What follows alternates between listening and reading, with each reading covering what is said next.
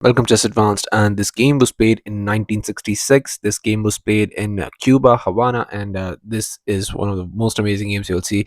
With the white pieces, we have the magician from Riga, a brilliant player who introduced us to the romantic chess and romantic side of chess. We have Mikhail Tal, an insane sorcerer of chess. And with the black pieces, we have a really strong Spanish player. We have Menvielle Lacourelle August. He was from 1950 to 1970. He was like a Spanish Spain top grandmaster. And yeah, it's not like Tal is facing very easy opponents. It's actually the opposite. He's facing very strong opponents. So this game is going to be very amazing. So without further ado, let's start with this game. It's not that big one, but it's very interesting. So yeah, here c4 was played by Tal. We have c5, knight to f3, and just g6. And now we have just d4 going for the English opening, symmetrical variation. And we have c captures, knight captures, bishop g7. It is going for the fianchetto that we always see in English. We have e4, knight to c6, and now there is some pressure on that knight. Either you can move it or you can play bishop to e3 like Tal did. Here just d6 by August, and now just going for this bishop to e2. Now in this position, you can, try to go for a normal line here and play knight to f6, knight to c3 now, just defending that pawn, and after castles play a6, not let the knight develop and not let the knight jump into b5, and I think you'll have a very nice game. But for some reason, after bishop to e2, this is what this is what people get taught every single time, whenever they are young. Don't bring your queen out early. Don't bring your queen out early. It's never good. And even in some lines in Scandinavian, I think it's fine. But here, even in these, there is no reason for you to play queen to a5 check. What do you do even with that? Just knight to c3 is very easy. You give me easy development. And for someone of Tal's caliber, I think this is not the way to play chess. Here, knight to f6 was played, and you've just given me a free tempo for no reason at all. Here, castles. But now, just in this position, you could also maybe choose to go for a move like a3. It's very nice. You can never play e5 in these positions. You have to understand, because you weaken the d6 square, and if you play e5, then comes a beautiful move. Knight captures, pawn captures, and you lose the pawn. And somewhere along the line, you're going to lose that pawn as well. b4 is also coming, so it's going to be completely losing, just for the beginner players to show all of this. But here, after knight to b3, here in this position, queen to d8 was played. There was no purpose for this move, instead of just wasting tempo.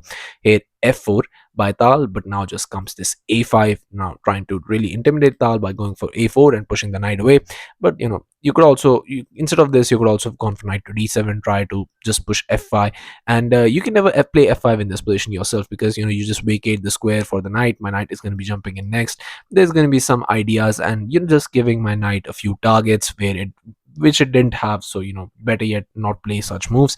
But here, after queen to d8, f4, we have a5, and now a4 is coming, and here Tal just chooses to go for a3, not a4 in this position. So after knight to d7, as played by August, but just king to h1, a very nice prophylactic move, and asking black, what are you going to do with your position?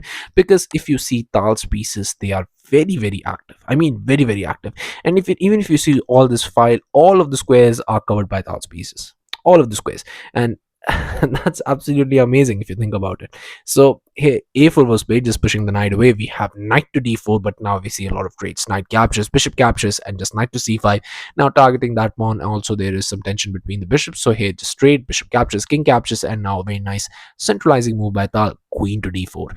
And now king to g8 was played. We have rook a to d1. And now in this position, what do you do? How do you continue as black? I think the normal way in this position is, because that you can never play bishop there, you can never develop bishop here, because all of this would be coming in with tempo, and I don't think anyone would want that. So maybe just fianchettoing the bishop is the right way to go. Maybe you play b6, but after e5, now bishop to b7, sacrificing a few pawns to get the development in, because you are behind in development, so you have to be, just do that. But here, after e captures, and queen captures on d6, and yes, you're sacrificing a pawn for that. But after queen captures, rook captures, you can play this very nice tactic with the rook f to b8. Now you cannot capture. If you capture this, you're just very going to be sad, because now just bishop captures, and yes, you're going to be losing in the rook. So just a very nice tactic. But you could play this f5, and yeah, the position is very nice for white. In Tal's hands, this is as good as winning. But again, This is the best that you have here. After queen to a5 again, I mean, he just maybe likes the a5 square, you never know. Here just knight to d5 now, and Tal is going to be absolutely crushing you for playing like this. Here rook to e8, but now comes f5, and Tal is starting his attack. All of his pieces are active, all of his pieces. There's not even a single piece of his which is not active. Even before trading everything, his pieces were active, and now it's much more active. In knight to b3 was played attacking the queen, but knight to b3 is not a good move, as you can see with the engine evaluation. Queen to e3, but now just comes king to g7, and black thinks that black is fine. There is nothing in the position, but Tal proves otherwise. Tal goes for queen to f4, and now there are some really dirty ideas in this position. Here f6 was played, but f6 just completely blunders the game, because in this position Tal went for f captures, h captures. Now in this position, what do you play? I'm gonna ask you to pause the video, try and find out the only winning move for Tal in this position. Just remember, all you have to do is play a Tal move. So have at it. So congratulations to everyone who's able to find this move. Tal goes for knight captures on f6, sacrificing the entire knight, because here after e captures you get queen captures on f6, and here after rook to h6 you had to see completely till the end. So here after everything you have to see rook to d5, and this rook to d5 is such a beautiful move, because not only it threatens the queen, but it also threatens mate on h5, and that's absolutely beautiful. Pawn cannot capture because it's pinned, and you cannot capture from the king because bishop is defending it. So that's just really brilliant. And it was unfortunately also on this move here that Menvielle Lacourelle August resigned the game, and Tal got this victory in just 26 moves. That's absolutely spectacular. But here again, I mean, you cannot do anything. If you try to do why he designed is simply because you sacrifice the queen. If you don't want to do that, if you play a move, silly move like queen to c7, then you're just getting mated.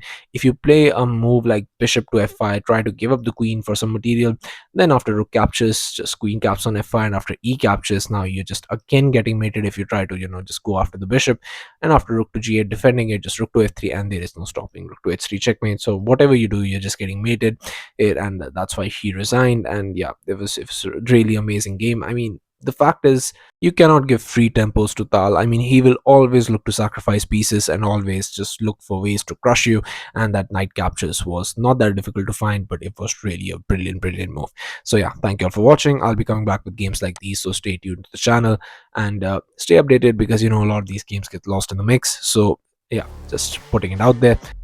And yeah, I'll be seeing you guys very soon. Thank you very much for watching.